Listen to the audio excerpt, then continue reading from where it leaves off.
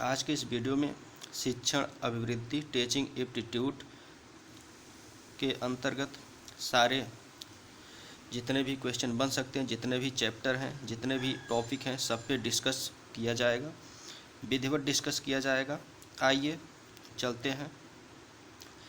पहला जो टॉपिक है वह है शिक्षण अभिक्षमता टीचिंग एप्टीट्यूड क्या होती है। तो शिक्षण अभिक्षमता से तात्पर्य क्या है? शिक्षण अभिक्षमता का तात्पर्य यह होता है कि एक राष्ट्र की प्रगति और समृद्धि मानव संसाधनों के विकास पर निर्भर करती है। इसी उद्देश्य की पूर्ति के लिए सक्षम शिक्षकों की सदैव आवश्यकता रहती है। राष्ट्रीय पात्रता परीक्षा नेशनल एलिजिबिलिटी टेस्ट उन अभ्यर्थियों के मूल्यांकन के लिए है जो अपने ज्ञान और कौशल के आधार पर उच्च शिक्षण संस्थानों में अध्यापन वित्तीय या अनुसंधान में प्रवेश पाना चाहते हैं। यही है शिक्षण अभिक्षमता। और इसके अंतर्गत किसी उच्च शिक्षण संस्थान में सफल शिक्षक बनने की योग्यता जैसे बुद्धिमत्ता, मनोदृष्टि आदि वांछित गुण होने चाहिए। इस बात को ध्यान में रखते हुए पहले अध्याय शिक्षण अभिक्षमता के पाठ्यक्रम में शिक्षण अवधारणाओं, शिक्षक उद्देश्य, शिक्षण विधियां और शिक्षक सहायक सामग्री को सम्मिलित किया गया। तो इसी में शिक्षण अभिक्षमता क्या होती है? तो इसमें यह बताया गया शिक्षण अभिक्षमता वह होती है जिससे किसी राष्ट्र की प्रगति और समृद्धि मानव संसाधनों के विकास पर निर्भर करती है। इसी के उद्देश्य से शिक्षकों की पहचान की जाती है जो राष्ट्र के उन्नति के लिए कारगर साबित हो सके। जैसा कि शिक्षण और शिक्षा में क्या होता है, तो शिक्षक और शिक्षा एजुकेशन और टीचिंग का जो अर्थ है वह शिक्षक का मूल अर्थ यह होता है कि शिक्षा प्रदान करना। जो शिक्षक का मूल अर्थ होता है वह होता है शिक्षा प्रदान करना। जैसा कि अगर हम पहले देखें कि शिक्षा की उत्पत्ति कैसे होती है, तो पहले शिक्षा शब्द की जो उत्पत्ति होती है वो शिक्ष से हुई है। शिक्षा शब्द की उत्पत्ति शिक्ष से हुई है, जिसका अर्थ यह होता है कि ज्ञान प्राप्त करना, जिसके माध्यम से हम अपने संस्कारों एवं व्यवहारों का निर्माण करते हैं। शिक्षा हमें इस योग्य बनाती है कि हम अपने वातावरण में समायोजित होकर अपनी क्षमताओं एवं निहित योग्यताओं का पूर्ण विकास कर अपने परिवार, समाज तथा राष्ट्र की किसी विशिष्ट क्षेत्र में योगदान कर सकें। यही शिक्षा होती है। और शिक्षा का जो उद्देश्य होता है, शिक्षा का उद्देश्य है शिष्य के ज्ञान एवं व्यवहार में वांछित परिवर्तन लाना। शिक्षा प्रदान करने को शिक्षक, अध्यापक या अध्येता कहा जाता है। शिक्षक का जो मूल उद्देश्य है वह प्राप्ति के लिए सहजकर्ता के रूप में कार्य करता है। जैसे शिक्षक मूलतः शिक्षक उद्देश्यों की प्राप्ति के लिए सहज रूप से कार्य करता है। अगर हम देखें, शिक्षा के दो अर्थ होते हैं। एक व्यापक अर्थ में शिक्षा का प्रयोग किया जाता है, दूसरा शिक्षा का संकुचित अर्थ में प्रयोग किया जाता है। शिक्षा के व्यापक अर्थ के अनुसार अगर देखा जाए तो शिक्षा के व्यापक अर्थ के अनुसार यह सारा संसार हमारा शिक्षा क्षेत्र है। अर्थात पूरे संसार में जहाँ से भी कुछ सीखा जाए वह शिक्षा का व्यापक क्षेत्र होता है। शिक्षा का जो उद्देश्य है यह मानव व्यक्तित्व का सर्वांगीण विकास करना होता है। यह क्वेश्चन कई बार पूछा जाता है कि शिक्षा का जो उद्देश्य है वह क्या होता है। तो शिक्षा का जो उद्देश्य है वह मानव व्यक्तित्व का, मानव का सर्वांगीण विकास करना होता है। जैसे सभी व्यक्ति, बाल, युवा, वृद्ध, स्त्री, पुरुष, विद्यार्थी हैं, हम जीवन पर्यंत कुछ न कुछ सीखते रहते हैं। अतः व्यक्ति का पूरा जीवन ही उसका शिक्षा काल होता है। साथ ही साथ कुछ ऐसे प्रत्येक व्यक्ति होते हैं जो स्वयं दूसरों से भी कुछ सीखते हैं या दूसरों को भी कुछ न कुछ शिक्षा देते हैं। तो जीवन की इस छोटी छोटी घटनाओं से भी हमें कुछ सीखने को मिलता है। तो यह क्या है? यह सब शिक्षा के भाग हैं, शिक्षा के अंतर्गत आते हैं। अब शिक्षा का यह तो व्यापक स्तर था। अगर अब शिक्षा का संकुचित स्तर देखा जाए तो जो शिक्षा का संकुचित स्तर है यह शिक्षा के केवल शिक्षण संस्थानों में ही दिया जाता है। जैसे किसी संस्थान के माध्यम से दिया जाता है, किसी एक स्थान पर ही प्रदान किया जाता है जो संकुचित क्षेत्र है और इसका कोई न कोई मोटो रहता है कि इसी के लिए पर्पज यही है शिक्षा प्रदान करने का, कि इसी के पर्पज से लोग शिक्षा ग्रहण करते हैं। जैसे इसका एक निश्चित पाठ्यक्रम होता है और एक निश्चित ड्यूरेशन होता है, टाइम पीरियड होता है। शिक्षा का जो उद्देश्य होता है इसमें वह विशिष्ट तथ्यों का, विशिष्ट विषयों का ज्ञान प्रदान करना होता है, जिसका मूल्यांकन होता है समय समय पर, तथा तत्पश्चात मानक उपाधि और प्रमाण पत्र मिलते हैं। शिक्षा कहीं न कहीं कक्षा कक्ष और पाठ्य पुस्तकों तक ही सीमित रह जाती है। जो व्यापक है शिक्षा है वह संसार के किसी भी माध्यम से प्राप्त की जा सकती है, उसका कोई पाठ्यक्रम नहीं होता है, कोई अवधि नहीं होती है।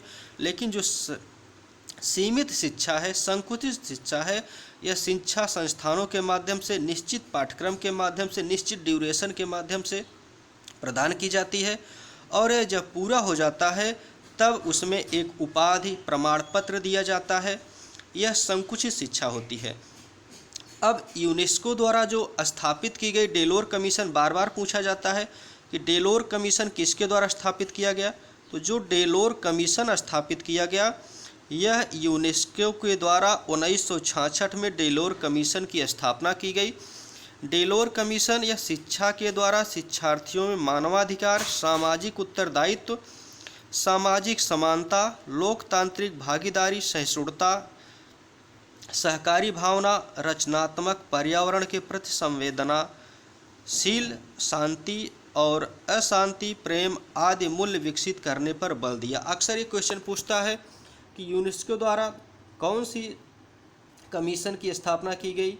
तो यूनेस्को द्वारा जो कमीशन स्थापित किया गया डेलोर कमीशन 1966 में, यह किस पर आधारित है यह भी पूछा जाता है। तो यह डेलोर कमीशन मानवाधिकार, सामाजिक उत्तरदायित्व, सामाजिक समानता, लोकतांत्रिक भागीदारी, सहिष्णुता और सहकारी भावना, रचनात्मक पर्यावरण के प्रति संवेदनशील है। यह शांति, अहिंसा, प्रेम आदि मूल्य विकसित करने पर बल देता है। कौन सा? डेलोर कमीशन। अगला जो है शिक्षण, यहाँ से भी क्वेश्चन पूछा जाता है कि जैसे दर्शन शास्त्र, मनोविज्ञान और समाजशास्त्र, तो क्यों का जो प्रश्न उठता है यह दर्शन शास्त्र पर आधारित होता है, कैसे का जो प्रश्न उठता है यह मनोविज्ञान पर आधारित होता है, क्या का जो प्रश्न उठता है यह समाजशास्त्र पर आधारित होता है। अगला है शिक्षण का औपचारिक और अनौपचारिक दोनों प्रकार के होते हैं। अगर पूछा जाए शिक्षा कितने प्रकार की होती है, क्या शिक्षा औपचारिक या अनौपचारिक हो सकती है, तो शिक्षा जो है यह औपचारिक और अनौपचारिक दोनों प्रकार की हो सकती है। अनौपचारिक शिक्षा कहाँ दी जाती है या कैसे प्राप्त की जा सकती है, अगर इस पे बात किया जाए तो जो अनौपचारिक शिक्षा है, अनौपचारिक शिक्षा शिक्षण मुख्यतः परिवार और समुदाय द्वारा जीवन के आरंभिक वर्षों में प्रदान की जाती है। ये अनौपचारिक शिक्षा है, यह जीवन के प्रारंभिक वर्षों में प्रदान की जाती है। दूसरी तरफ जो औपचारिक शिक्षा है, तो औपचारिक शिक्षा को शिक्षण संस्थानों के द्वारा विधिक शिक्षा के द्वारा ही प्रदान किया जाता है। तो शिक्षण की औपचारिक और अनौपचारिक की बात कर रहे थे। तो जो अनौपचारिक शिक्षा होती है यह परिवार के और समुदाय के द्वारा जीवन के आरंभिक वर्षों में प्रदान की जाती है। और दूसरी तरफ जो औपचारिक शिक्षण होते हैं, औपचारिक शिक्षण संस्थान एवं शिक्षक की भूमिका इसमें अहम होती है, क्योंकि औपचारिक शिक्षा शिक्षण संस्थानों में प्रदान की जाती है। इसके अंतर्गत शिक्षार्थी को कुछ शुल्क भी देना पड़ता है। वर्तमान में पारिवारिक, सामाजिक एवं आर्थिक परिवर्तनों के कारण शिक्षा औपचारिक बनती जा रही है। अब शिक्षण की परिभाषा देखते हैं।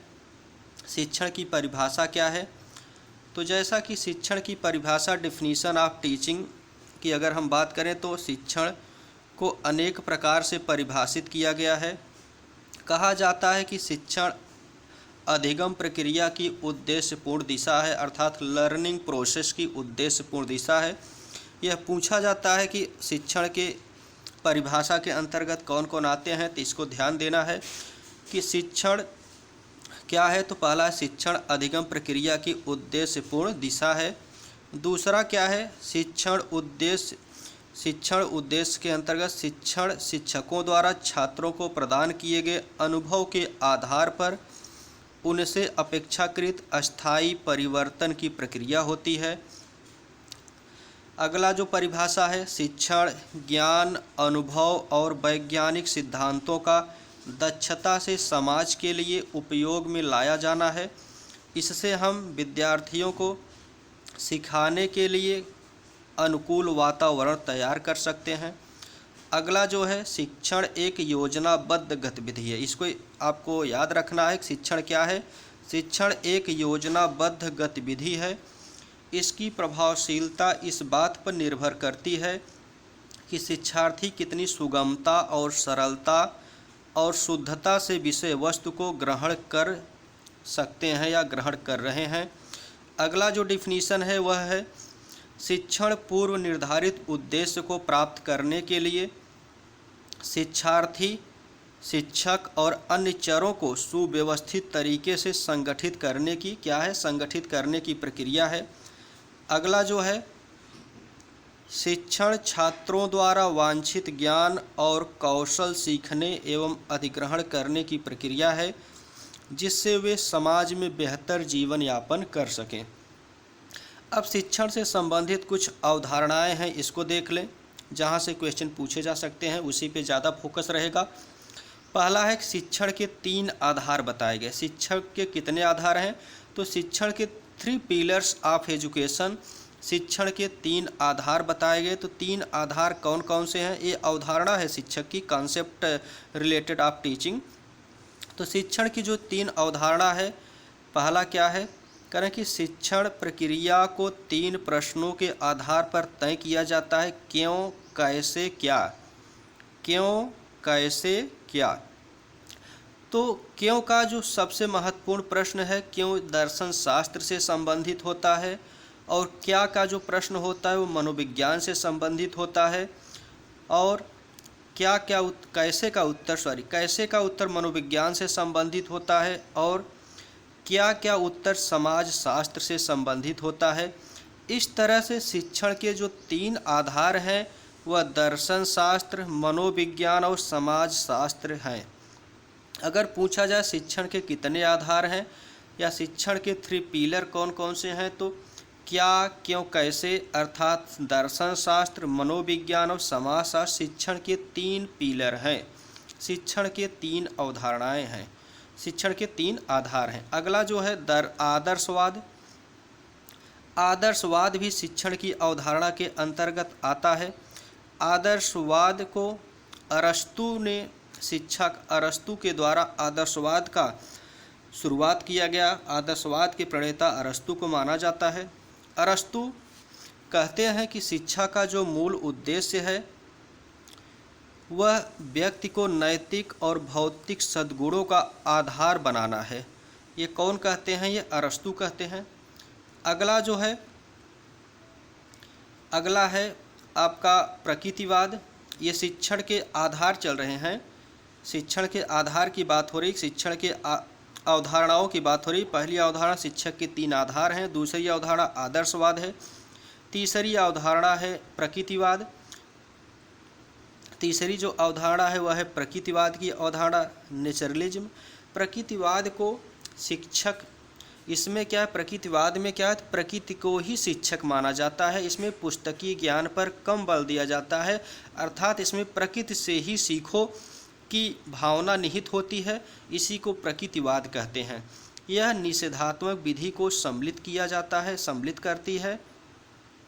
इसके द्वारा क्या होता है, इसके द्वारा, प्रकृतिवाद के द्वारा होता है क्रिया करके सीखो, अर्थात कोई कार्य करके सीखो। जैसे अनुभव, इंद्रियों द्वारा शिक्षण, निरीक्षण, कीड़ा आदि जो है यह प्रकृतिवाद से संबंधित हैं।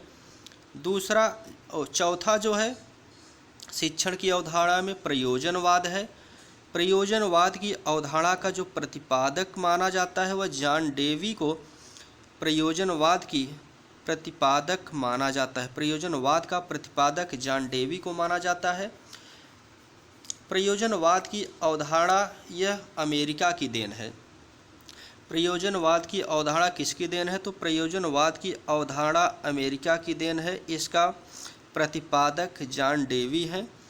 कह रहे हैं कि इसका जो मूल वाक्य है इसमें है, अनुभव ही सब मूल्यों की कसौटी होती है, इसे ही ज्ञान का आधार माना जाता है। इसी प्रयोजनवाद के आधार पर क्रियात्मक विद्यालय प्रणाली का आरंभ हुआ। एक्टिविटी स्कूल सिस्टम का आरंभ अगर पूछा जाए किसके आधार पर हुआ, तो एक्टिविटी स्कूल सिस्टम का आरंभ प्रयोजनवाद के आधार पर हुआ।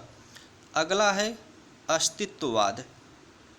अस्तित्ववाद का प्रणेता किसे माना जाता है?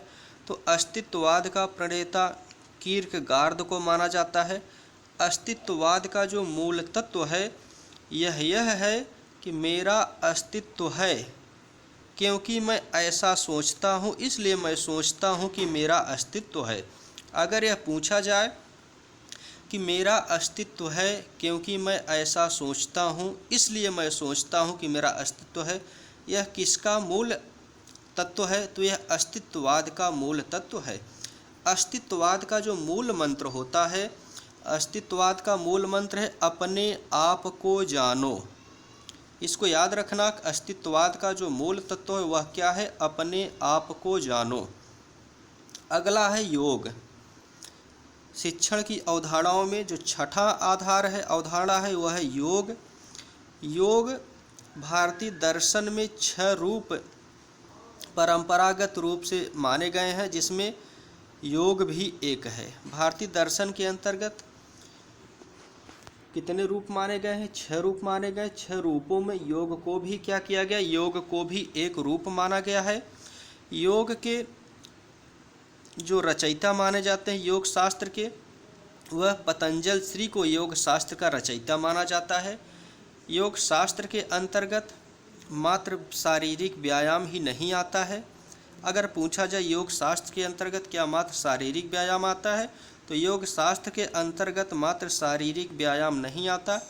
इसके 8 घटक हैं। योग के कितने घटक हैं? योग के 8 घटक होते हैं। कौन कौन? यम या आत्मनियंत्रण, सेल्फ कंट्रोल। दूसरा है नियम। तीसरा है आसन। चौथा है प्राणायाम। 5वां है प्रत्याहार। 6ठा है धारणा। 7वां है ध्यान और 8वां है समाधि। इस तरह से योग के 8 घटक होते हैं। योग के इन घटकों का अनुसरण करते हुए अज्ञान को दूर किया जा सकता है एवं ज्ञान की प्राप्ति की जा सकती है। ये थे शिक्षण के अवधारणाएं। अब अगला बात करते हैं शिक्षण की प्रकृति और विशेषता क्या है। तो शिक्षण की प्रकृति और विशेषता की बात करते हैं। Nature and character of teaching की बात करते हैं। तो शिक्षण की प्रकृति और विशेषता क्या है? तो शिक्षण की प्रकृति, इसको यहाँ से क्वेश्चन पूछा जाता है, तो इसको याद रखना। शिक्षण की प्रकृति यह मूलतः बौद्धिक गतिविधि होती है। शिक्षण की जो प्रकृति होती है कैसी होती है? तो शिक्षण की जो गतिविधि होती है यह मूलतः बौद्धिक गतिविधि है। शिक्षण 2 मूलभूत प्रक्रिया होती है शिक्षण में। पहला प्रशिक्षक केंद्रित और शिक्षक केंद्रित। यहाँ से क्वेश्चन पूछे जाते हैं, इसलिए यहाँ पे ज़्यादा फोकस करना है। शिक्षण मूलतः एक बौद्धिक गतिविधि है। शिक्षण के 2 मूलभूत प्रतिरूप है। पहला कौन? प्रशिक्षक केंद्रित और शिक्षक केंद्रित, अर्थात एक होता है शिक्षार्थी केंद्रित, एक होता है शिक्षक केंद्रित और एक विद्यार्थी केंद्रित। दूसरा क्या है? शिक्षण के विभिन्न स्तर होते हैं। शिक्षण के क्या? शिक्षण के विभिन्न स्तर होते हैं। तीसरा क्या है? शिक्षण पाठ्यक्रम एवं पाठ्यचर्या के अनुसार होता है। शिक्षण का वातावरण गतिशील होता है। बार बार पूछा जाता है शिक्षण का वातावरण कैसा होता है? तो शिक्षण का जो वातावरण होता है वो गतिशील होता है। शिक्षण अधिगम, अनुदेश और प्रशिक्षण इत्यादि का परस्पर घनिष्ठ संबंध होता है। शिक्षण के अंतर्गत क्या होता है? तो शिक्षण के अंतर्गत अधिगम, अनुदेश और प्रशिक्षण का इत्यादि का परस्पर घनिष्ठ संबंध होता है। शिक्षण क्या है? तो शिक्षण एक व्यावसायिक एवं प्रोफेशन है, व्यवसाय है या प्रोफेशन है। शिक्षण कौशल प्राप्त करने के लिए एक लंबी अवधि का क्या है, एक लंबी अवधि का अध्ययन और प्रशिक्षण आवश्यक होता है। शिक्षण पूछा जाता है कि शिक्षण विज्ञान है या कला है या दोनों है, तो शिक्षण विज्ञान के साथ साथ क्या है, तो शिक्षण विज्ञान के साथ साथ कला भी है। शिक्षण विज्ञान के साथ साथ कला भी है। अब बौद्धिक गतिविधि की बात करें तो बौद्धिक गतिविधि का तात्पर्य यह है कि अनिवार्य रूप से शिक्षण क्या है, तो अनिवार्य रूप से शिक्षण एक बौद्धिक गतिविधि है। केवल इसको याद रखना इतना कि अनिवार्य रूप से शिक्षण क्या होता है, अनिवार्य रूप से शिक्षण जो होता है एक बौद्धिक गतिविधि होता है, क्योंकि शिक्षण बौद्धिक विकास की मनोवैज्ञानिक प्रक्रिया है। शिक्षण की सभी गतिविधियां शिक्षण उद्देश्य की स्थापना, पाठ्यक्रम विकसित करना, शिक्षण प्रविधि, मूल्यांकन इत्यादि का उद्देश्य बौद्धिक विकास है। इसी बात को ध्यान में रखते हुए शिक्षण अधिगम प्रक्रिया में वैयक्तिक भिन्नता के सिद्धांत को अपनाया गया है। तो शिक्षण क्या है, शिक्षण एक बौद्धिक गतिविधि है। अगला देखते हैं, करें कि मूलभूत शिक्षण प्रतिरूप। मूलभूत शिक्षण प्रतिरूप क्या है, करें कि बेसिक टीचिंग मॉडल। करें कि शिक्षण का जो उद्देश्य होता है, तो शिक्षण का व्यापक उद्देश्य होता है, करें कि शिक्षा प्रदान करना, लेकिन इस उद्देश्य को प्राप्त करने के मार्ग अलग अलग हैं, जिसको हम शिक्षक प्रतिरूप कहते हैं। शिक्षक प्रतिरूप मुख्यतः दो प्रकार के होते हैं टीचिंग मॉडल, एक होता है प्रशिक्षक केंद्रित, एक होता है शिक्षक केंद्रित। शिक्षक केंद्रित और प्रशिक्षक केंद्रित अभी हम डिस्कस कर रहे हैं। शिक्षक केंद्रित और प्रशिक्षक केंद्रित क्या होता है, जैसा कि प्रशिक्षक केंद्रित पेडागोजिकल अप्रोच, इसको ध्यान रखना, ये पूछा जाता है कि प्रशिक्षक केंद्रित क्या होता है और शिक्षक केंद्रित क्या होता है। तो जो प्रशिक्षक केंद्रित होता है यह शिक्षण का परंपरागत दृष्टिकोण है। इसमें शिक्षक का शिक्षण अधिगम प्रक्रिया, गति, सामग्री, प्रविधि पर पूर्ण नियंत्रण रहता है। शिक्षार्थी सीखने के लिए पूर्णतः शिक्षक पर आश्रित रहता है। यह तय करना पूर्ण रूप से शिक्षक का दायित्व होता है कि क्या सीखना है और क्या सीखना है और कैसे सिखाना है। शिक्षक छात्रों से सीखने की प्रक्रिया का मूल्यांकन करते हैं। अर्थात प्रशिक्षक केंद्रित का तात्पर्य है कि इसमें पूरी तरह से शिक्षक पर केंद्रित होता है कि वह बच्चों को कैसे सिखाएगा और क्या सिखाना है। ये पूरा जो निर्भर करता है शिक्षक पर निर्भर करता है। इस पे पूरी जिम्मेदारी शिक्षक पर होती है। इस दृष्टिकोण को आंग्ल भाषा में पेडागोजी कहते हैं। यह पूछा जाता है पेडागोजी, तो इसको आंग्ल भाषा में क्या कहते हैं, इसको आंग्ल भाषा में पेडागोजी कहते हैं, अर्थात शिक्षण का विज्ञान कहा जाता है। एक होता है शिष्य केंद्रित या शिक्षार्थी केंद्रित, इसे एंड्रोगोजिकल कहते हैं। जो शिक्षक केंद्रित होता है उसे पेडागोजी कहते हैं, और जो शिष्य केंद्रित या शिक्षार्थी केंद्रित होता है उसे एंड्रोगोजिकल कहते हैं।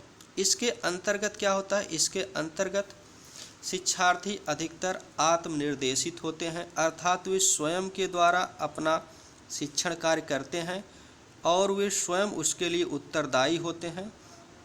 शिक्षार्थी का हित केवल ज्ञान प्राप्त करने तक सीमित नहीं है, बल्कि उसकी विवेचना में भी निहित है। शिक्षार्थी सीखने की गति भी स्वयं निर्धारित करता है। शिक्षक का कार्य सीखने के लिए मार्गदर्शन एवं सुगम वातावरण तैयार करना है। स्वमूल्यांकन भी इसी दृष्टिकोण की एक विशेषता है। अर्थात शिक्षार्थी केंद्रित के अंतर्गत शिक्षार्थी केंद्रित के अंतर्गत जो शिक्षार्थी होता है, विद्यार्थी होता है, वो स्वयं निर्धारित करता है कि उसको क्या पढ़ना है, कैसे पढ़ना है और किस प्रकार पढ़ना है। इसमें वह स्वतंत्र होता है अपनी पढ़ाई करने के लिए। तो इसी को शिक्षार्थी केंद्रित कहते हैं। इसे आंग्ल भाषा में एंड्रोगोजिकल कहते हैं। अब शिक्षण के जो विभिन्न स्तर हैं उसकी बात करते हैं, क्योंकि यहाँ से भी एक या दो क्वेश्चन पूछे जाते हैं। शिक्षण के विभिन्न स्तर से डिफरेंस लेवल ऑफ टीचिंग। शिक्षाविदों ने शिक्षण को विभिन्न स्तरों पर परिभाषित करने का प्रयास किया। शिक्षण का जो मुख्य उद्देश्य क्या होता है, तो शिक्षण का मुख्य उद्देश्य है अधिगम। अधिगम का मतलब होता है लर्निंग, शिक्षा देना। क्योंकि यूजीसी नेट के जो फर्स्ट पेपर है इसका सेंटेंस ही ऐसा है कि ये समझ में नहीं आता। जैसे अधिगम का मतलब होता है लर्निंग, तो शिक्षण का जो मुख्य उद्देश्य है वो लर्निंग है, अधिगम है। एक शिक्षक क्या है, करें कि एक शिक्षक, तो शिक्षण के मुख्य उद्देश्य की बात कर रहे थे। शिक्षण का जो मुख्य उद्देश्य होता है वह अधिगम होता है। एक शिक्षक क्या करें कि एक शिक्षक विषय वस्तु को 3 स्तरों के माध्यम से छात्रों तक पहुंचाना चाहता है। शिक्षण के जो विभिन्न स्तर होते हैं, पहला है स्मृति स्तर, दूसरा है अवबोध स्तर, अंडरस्टैंडिंग लेवल, तीसरा है चिंतन स्तर। स्मृति स्तर को MLT स्तर कहते हैं, अवबोध स्तर को ULT स्तर कहते हैं, चिंतन स्तर को RLT स्तर कहते हैं। अब आइए एक एक करके देखते हैं। स्मृति स्तर, स्मृति स्तर MLT मेमोरी लेवल। स्मृति स्तर क्या है, करें कि स्मृति स्तर MLT, इसके अंतर्गत क्या होता है, यह शिक्षण के स्मृति स्तर के, अगर पूछा जाए स्मृति स्तर के प्रतिपादक कौन है, तो स्मृति स्तर के जो प्रतिपादक हैं मेमोरी लेवल के स्मृति स्तर के, वो हर्बर्ट हैं। स्मृति स्तर के प्रतिपादक हर्बर्ट हैं। यह शिक्षण प्रक्रिया क्या करें कि यह शिक्षण प्रक्रिया प्रारंभिक चरण की है। यह जो अधिगम की प्रक्रिया है स्मृति स्तर, यह प्रारंभिक चरण की है। यह तथ्यों को क्या करें कि यह तथ्यों को कंठस्थ और अभ्यास करने के लिए प्रेरित करता है। यह शिक्षण अधिगम प्रक्रिया मूलतः उद्दीपन प्रक्रिया होती है, स्टिमुलेशन रिस्पॉन्स होती है। कैसी होती है, उद्दीपन प्रक्रिया होती है। इसमें क्या, इसमें सीखने की तीव्रता, प्रतिधारण की स्थिरता, वांछनीय तथ्यों को फिर से अभिज्ञ, वांछनीय तथ्यों को फिर से अभिज्ञ स्तर पर ले जाना उच्च स्मृति के मुख्य क्या होते हैं, लक्षण होते हैं। यह क्या था, स्मृति स्तर। स्मृति स्तर में आपको याद रखना है हर्बर्ट थे इसके प्रतिपादक, और यह प्रारंभिक अवस्था पे होती है। यह प्रक्रिया मूलतः उद्दीपन प्रक्रिया होती है। इतना चीज़ याद रखना है। उसके बाद चलते हैं,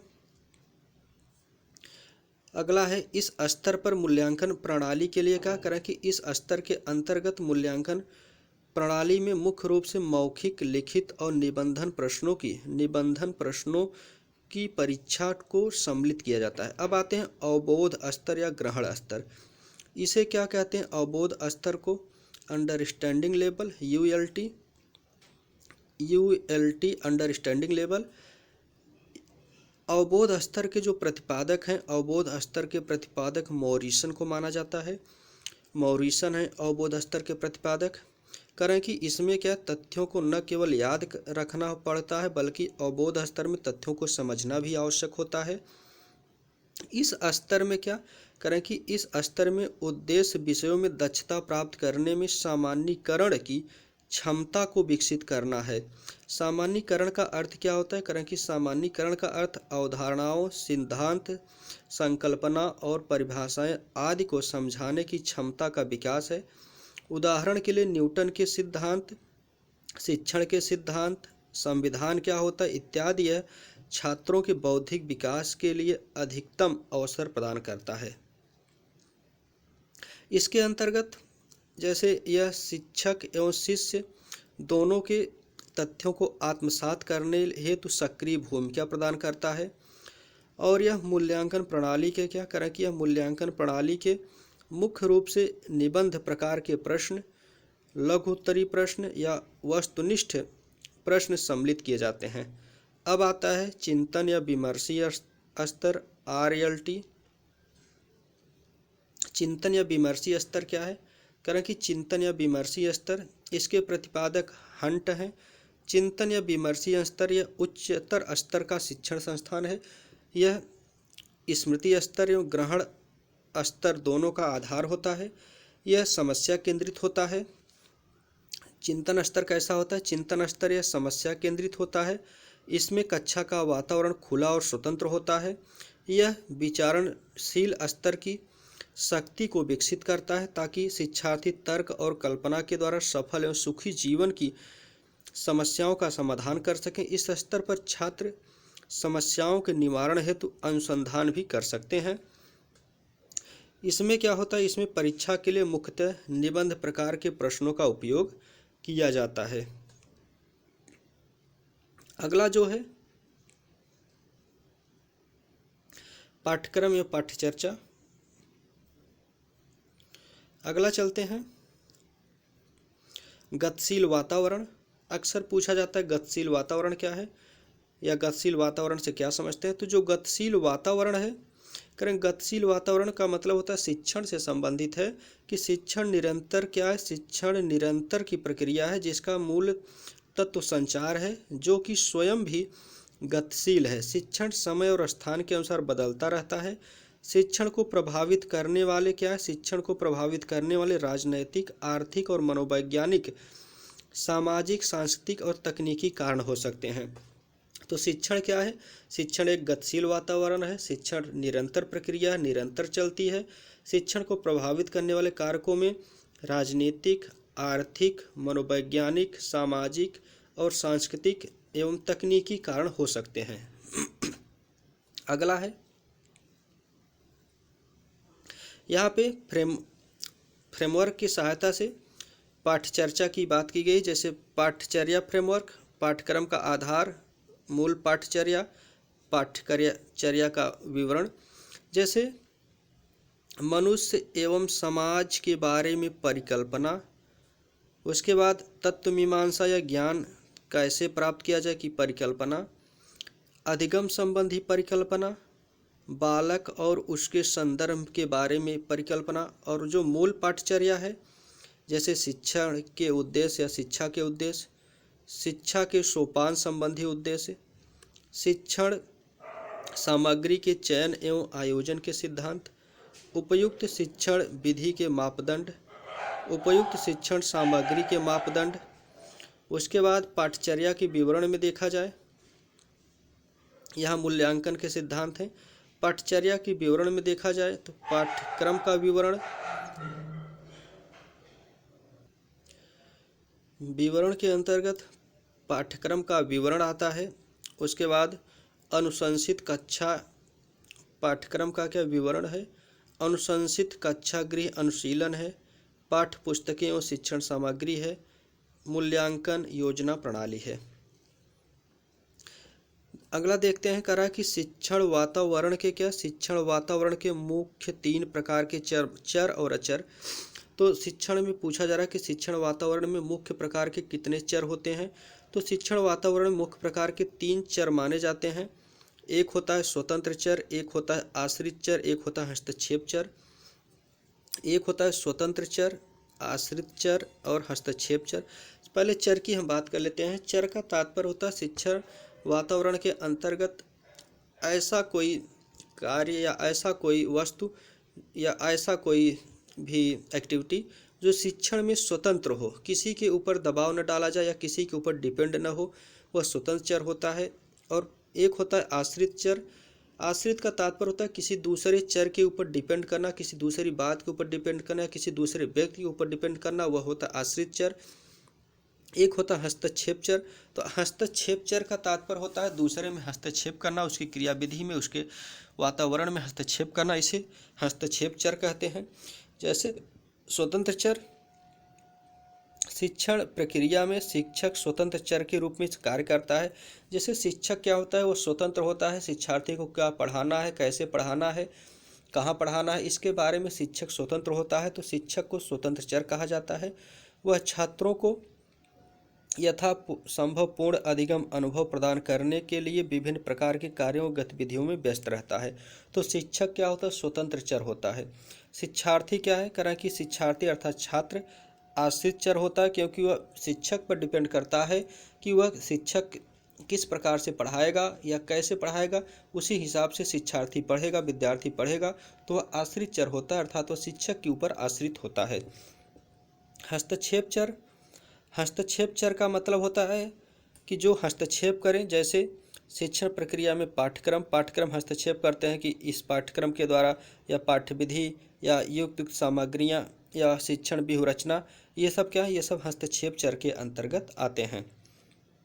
शिक्षण का राजनीतिक वातावरण, इसको आपको नहीं देखना है। आगे देखते हैं। अगर राजनीतिक वातावरण, केवल इसका हेडिंग देख लीजिएगा।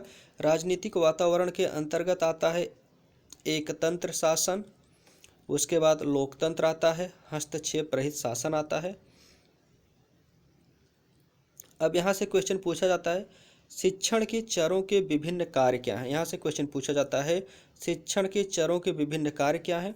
तो निम्नलिखित उद्देश्यों में से यहाँ पे बताया गया है कि शिक्षण के चरों के विभिन्न कार्य बताए गए हैं। जैसे निदानात्मक कार्य होता है शिक्षण का, मूल्यांकन कार्य होता है, उपचारात्मक कार्य होता है। तो शिक्षण के कितने कार्य होते हैं? शिक्षण के निम्न कार्य बताए गए।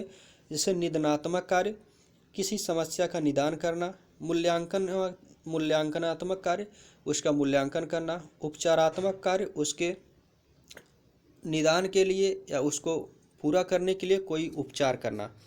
तो आइए निदानात्मक या नैदानिक कार्य के बारे में देखते हैं। जो निदानात्मक या नैदानिक कार्य है, यह कार्य इस मान्यता पर आधारित है कि हर छात्र अद्वितीय अनक्यू है। इसमें शिक्षक की भूमिका ज़्यादा सक्रिय होती है। वह पाठ्यक्रम और छात्र दोनों पर ध्यान देता है। इस बात पर ध्यान रखता है कि क्या छात्र को क्या आता है, क्या नहीं आता है, क्योंकि यह शुरू में शिक्षक के द्वारा देख लिया जाता है कि विद्यार्थी को विषयों पर कितनी उसकी पकड़ मजबूत है, उसे क्या आ रहा है, क्या नहीं आ रहा है। उसी को दूर करने के लिए निदानात्मक या नैदानिक शिक्षा विधि क्या क्रिया अपनाई जाती है। दूसरा है उपचारात्मक। यह निदानात्मक के बाद आता है। पहले निदानात्मक में देखा जाता है कि उसे क्या आ रहा है, क्या नहीं, तो उसके बाद उपचारात्मक आती है। निदानात्मक दृष्टिकोण से छात्र की कई समस्याएं जब शिक्षक के सामने आ जाती हैं, तब उपचारात्मक क्रियाओं के द्वारा उन कमियों को कैसे दूर किया जाए तथा छात्र में वांछित परिवर्तन लाने में शिक्षक के उद्देश्य को कैसे पूरा किया जाए, इसमें शिक्षक का अनुभव, पूर्व ज्ञान, छात्रों की प्रकृति और उपलब्ध शिक्षण सहायता सामग्री इत्यादि महत्वपूर्ण भूमिका निभाते हैं। तो पहले नैदानिक होता है या निदानात्मक होता है, जिसमें शिक्षक के प्रथम स्टेज पर ये देखा जाता है कि विद्यार्थी को क्या आ रहा है, क्या नहीं आ रहा है। उसके बाद दूसरा उपचारात्मक होता है, जिसमें उसे क्या नहीं आ रहा है उसके बारे में प्रक्रिया बनाई जाती है, विचार बनाया जाता है कि उसको कैसे दूर किया जाए, कैसे उसको इस विषय में पारंगत बनाया जाए। तीसरा होता है मूल्यांकन क्रिया।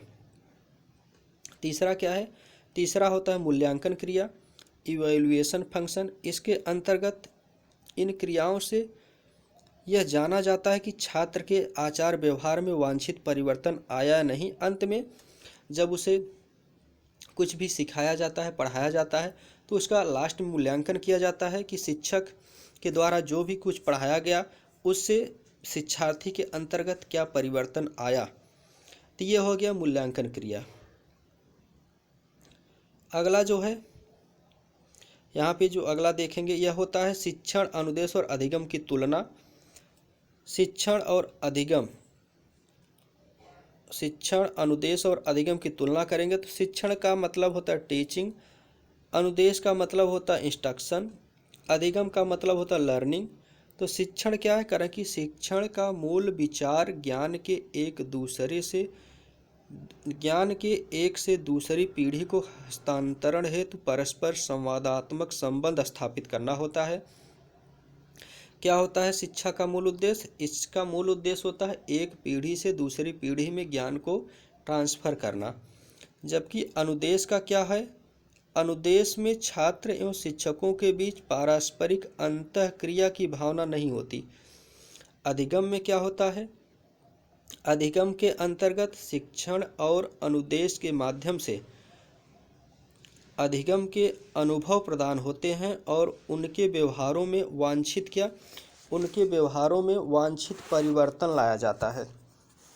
उनके व्यवहारों में क्या किया जाता है? उनके व्यवहारों में वांछित परिवर्तन लाया जाता है। शिक्षण क्या है? शिक्षण में अनुदेश निहित होता है। लेकिन अनुदेश शिक्षण का एक महत्वपूर्ण घटक होता है, लेकिन इसमें अधिगम निहित नहीं होता। करें कि शिक्षण में अनुदेश तो निहित होता है, लेकिन अनुदेश में शिक्षण निहित नहीं होता, लेकिन यह शिक्षण का एक महत्वपूर्ण घटक होता है। अधिगम अधिगम क्या है? करें कि अधिगम के लिए शिक्षण एवं अनुदेश सहायक होते हैं। अधिगम के लिए क्या होते हैं? तो अधिगम के लिए शिक्षण एवं अनुदेश सहायक होते हैं, परंतु आवश्यक नहीं होते। अगला तुलना किया गया है, शिक्षण में ज्ञानात्मक एवं क्रियात्मक पहलुओं का विकास किया जाता है। अनुदेश के अंतर्गत केवल ज्ञानात्मक पहलू का विकास होता है। शिक्षण के अंतर्गत क्या होता है? शिक्षण के अंतर्गत ज्ञानात्मक और क्रियात्मक दोनों पहलुओं का विकास होता है, जबकि अनुदेश के अंतर्गत केवल ज्ञानात्मक पहलुओं का विकास होता है। अधिगम और अनुदेश के प्रभाव का परिणाम है। अधिगम क्या होता है? तो यह अधिगम शिक्षण और अनुदेश के प्रभाव का परिणाम क्या होता है? अधिगम होता है। अगला देखते हैं, पूछा जाता है शिक्षण। तो शिक्षण क्या होता है? कई बार पूछा जाता है शिक्षण एक व्यवसाय, teaching is a profession. Teaching शिक्षण क्या है? टीचिंग शिक्षण एक व्यवसाय होता है। अगला जो है, शिक्षण एक व्यवसाय होता है, कारण कि शिक्षण के विभिन्न लक्षण होते हैं, जैसे विशेष बौद्धिक और शैक्षणिक परीक्षण, समाज, उच्च स्वायत्तता, विशेष कानूनी अधिकार, व्यवहार का क्या? व्यवहार का किसी संस्था द्वारा नियमित किया जाना। करें कि शिक्षण क्या है? पूछा जाता है शिक्षण क्या है? तो शिक्षण विज्ञान और कला दोनों है। Teaching is a science as well as art. तो शिक्षण क्या है? शिक्षण विज्ञान और कला दोनों होता है। विज्ञान की महत्वपूर्ण विशेषता क्या है?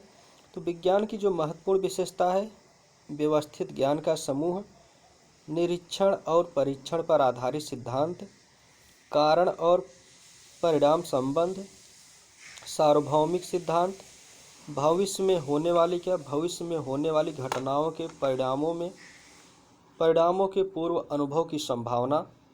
इस तरह से शिक्षण क्या है? शिक्षण विज्ञान और कला दोनों होता है।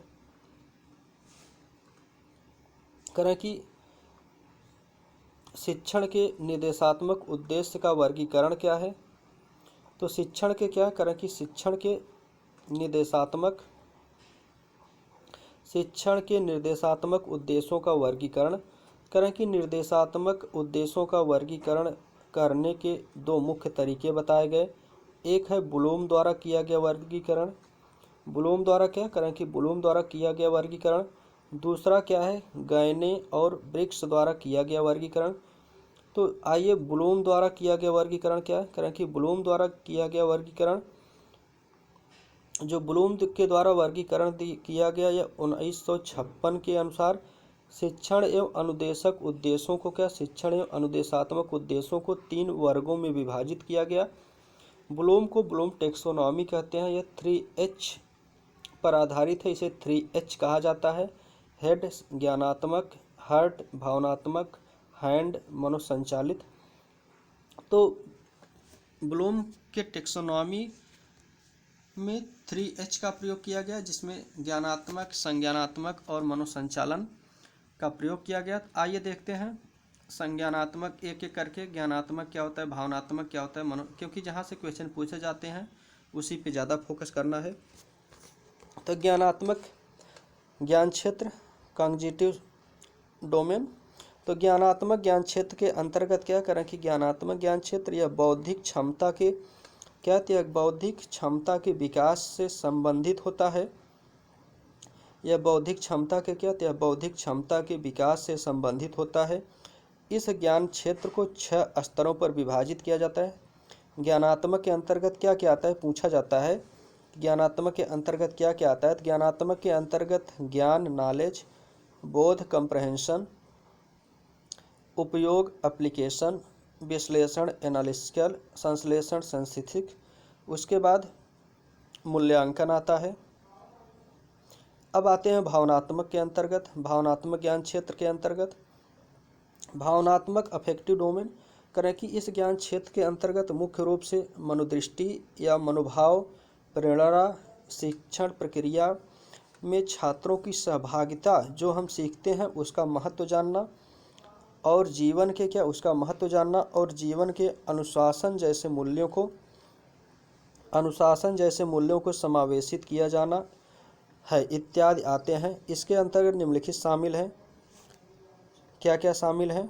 भावनात्मक के अंतर्गत आग्रहण अर्थात सुनने की इच्छा, प्रतिक्रिया सहभागिता की इच्छा, आकलन जो हम सीख रहे हैं उसका क्या महत्व है, संयोजित करना, निरूपण करना। अब आता है मनोसंचालित ज्ञान क्षेत्र, साइकोमोटर डोमेन। कह रहे हैं कि इसको हम मनोगत्यात्मक या मनोप्रेरक या क्रियात्मक ज्ञान क्षेत्र भी कह सकते हैं। यह मुख्य रूप से तकनीकी कौशल के अधिग्रहण से संबंधित है। मनोवैज्ञानिक ज्ञान क्षेत्र के अंतर्गत अनुदेशात्मक ज्ञान क्षेत्र के निम्न 5 स्तर वर्णित हैं। कौन कौन से हैं? करें कि इसके अंतर्गत प्रतिरूपता आती है, कार्य साधन या हस्त कौशल आता है, परिशुद्धता आता है, अस्पष्ट अभिव्यक्ति आती है और प्रकीर्तिकरण आता है। करें कि 2001 में क्या जहाँ से क्वेश्चन पूछा जाएगा उसी से बात किया जाएगा। करें कि ब्लूम टेक्सोनॉमी में क्या हुआ? करें कि ब्लूम टेक्सोनॉमी में 2001 में एंडरसन और कर्तबुल ने ब्लूम टेक्सोनॉमी में कुछ संशोधन किया था। ब्लूम अगर पूछा जाए ब्लूम टेक्सोनॉमी में किसके द्वारा संशोधन किया गया, तो ब्लूम टेक्सोनॉमी में एंडरसन और कर्तबुल के द्वारा 2001 में संशोधन किया गया। संशोधन के बाद ज्ञान के 4 आयाम और जोड़े गए, जिसमें तथ्यात्मक ज्ञान है, वैचारिक ज्ञान है, प्रक्रियात्मक ज्ञान है, मेटाकॉग्निज ज्ञान है। मेटाकॉग्निज का मतलब होता है जिसको हम ज्ञान का ज्ञान भी कहते हैं, अर्थात ज्ञान की प्राप्ति कैसे की जाए। इस तरह से गैने ब्लूम टेक्सोनॉमी खत्म हुआ। अब आते हैं गैने और ब्रिक्स के द्वारा शिक्षण और निर्देशात्मक उद्देश्य का वर्गीकरण। गैने और ब्रिक्स के द्वारा प्रशिक्षण और निर्देशात्मक उद्देश्य का वर्गीकरण करें कि इस वर्गीकरण के अनुसार शिक्षक उद्देश्यों को निम्न श्रेणियों में विभाजित किया गया है। ब्लूम के अनुसार ब्लूम में भी निम्न में विभाजित किया गया था, उसके बाद उसमें 2001 में संशोधन किया गया एंडरसन और कर्तबुल के द्वारा, जिसमें संशोधन करके तथ्यात्मक ज्ञान, वैचारिक ज्ञान, प्रक्रियात्मक ज्ञान, मेटाकॉग्निज ज्ञान को जोड़ा गया। उसके बाद ब्लूम और गैने और ब्रिक्स का शिक्षण एवं निर्देशात्मक उद्देश्य का वर्गीकरण किया गया, जिसके अंतर्गत निम्न को शामिल किया गया,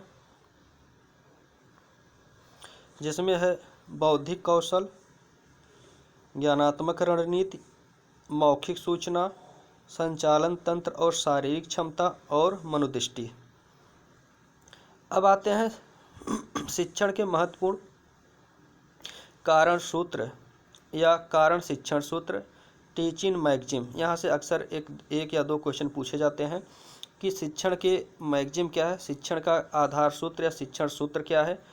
तो शिक्षण सूत्र में पहला है सरल से जटिल की ओर। पहला क्या है? सरल से जटिल की ओर, अर्थात पहले सरल चीज़ों को समझाते हुए फिर जटिल चीज़ों की ओर आगे बढ़ना।